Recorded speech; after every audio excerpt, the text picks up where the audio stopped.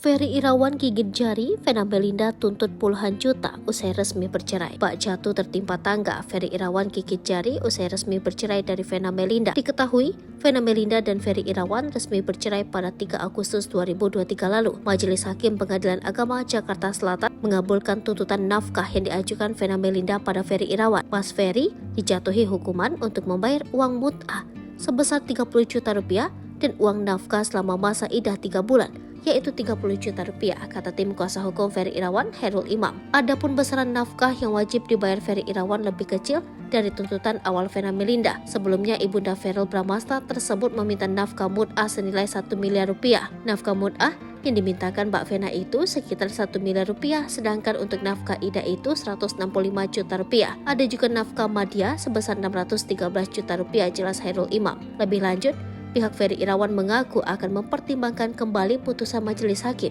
sebab ada beberapa hal yang dinilai tak bisa diterima, diantaranya soal uang mut'ah dan nafkah. Seperti yang diketahui, Ferry Irawan saat ini mendekam di balik jeruji besi. Pasalnya, ia menjadi terdakwa kasus KDRT yang dilakukannya pada Vena Melinda pada 8 Januari 2023 lalu. Saat ini, Ferry Irawan masih mendekam di Lembaga Pemasyarakatan Kelas 2A Kediri dari Polda Jawa Timur.